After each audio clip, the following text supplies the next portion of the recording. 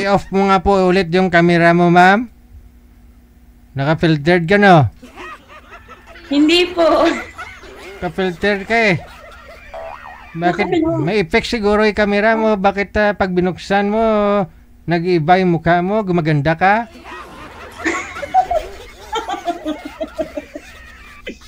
Wag ko kayo gumamit ng filter. Hindi kasi unggoy yung kaano mo. Ay. Hindi po. Kasi monkey.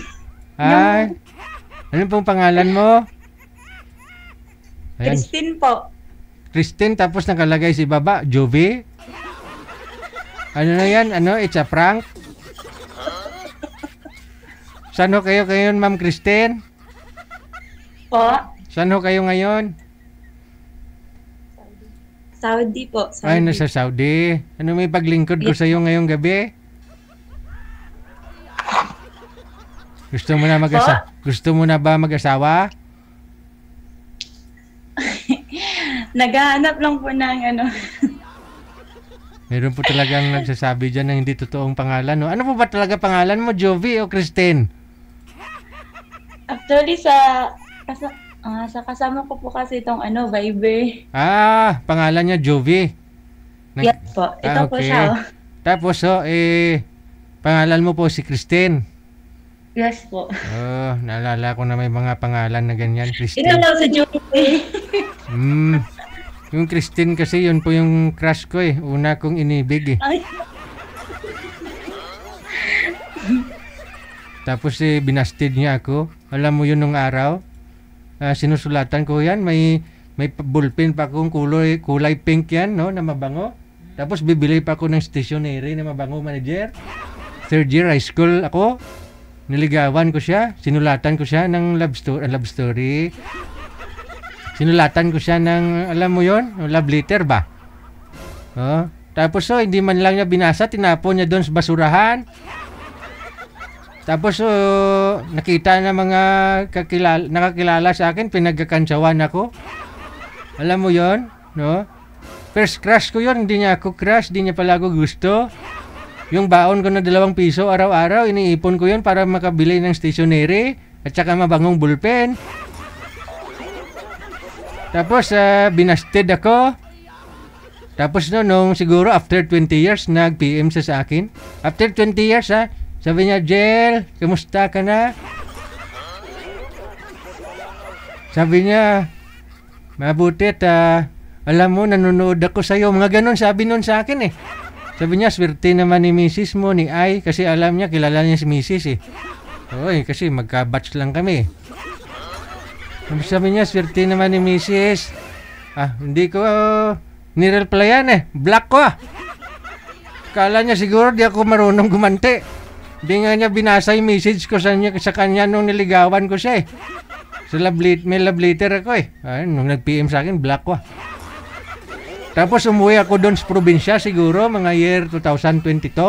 Umuwi ako doon sa probinsya. COVID pa yun eh. Doon sa waiting shed, nakaupo siya doon Tapos 3 yung anak niya, balita ko. Iba-iba tatay. Duman ako doon sa waiting shed Tapos nakamotor ako eh. Siyempre big bike eh. Sana iangkas ko doon eh. Nga lang nanay ko yung nakaangkas eh. Tapos tiningnan ko siya Ginanon ko siya Te, mamay mo, busted mo ako eh. Kaya naalala ko ikaw kasi pangalan mo Christine, pangalan kasi nun Christine. Pero i-off mo nga po ulit camera mo. Ganun, i-off mo nga po. Ganda na Christine Grabe nga bibig ba? Ano lang po kasi yan para hindi ka mahanap ng ng ex mo.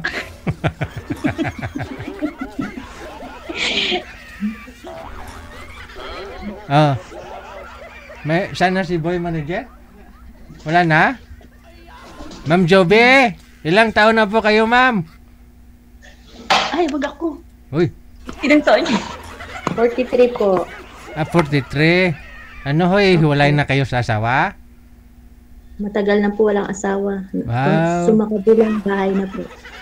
Sino ba naman asawa mo makapagtiis kung ganyan yung mukha mo? Hindi, joke lang. Alam ko naman ang picture lang, you know. Sige. Anong hanap mo sa isang lalaki? Ikaw kasi. Anong hanap sa isang lalaki? Anong hanap po sa isang lalaki? Gagayon kasi. Uy. Anong gusto mo sa isang lalaki? Siyempre po yung mabait. Mabait. Buksan mo ulit yung camera na naumay na ako eh. Mabait. Ayun. Masaya no naman kahit paano di ka boring no, may kasama kayo diyan, dalawa kayo, di ba? Opo. Oh, yun naman Dalawa pala. po kami. Anong gusto niyo po dito kausap? Maghanap na Opo. makausap? Ilan ba kayo Opo. diyan? Ilan po ba kayo? Dalawa. Hindi mag-usap kayong dalawa? Pato dito kayo naghanap na makausap? Malay mo makahanap. Sige ah. Hanap ako mama. Maraming salamat. Diyan lang po kayo ha. Okay, bye. Wala na yung lalaki? Paasa tong lalaki na to. Baka nakita niya yung profile ni girl. Ang dami naman kasing pwedeng gawing profile picture. Bakit yun ang ginawang picture? Profile mo. Naalala ko tuloy yung ex ko kay. Ang ex. Yung crush ko pala.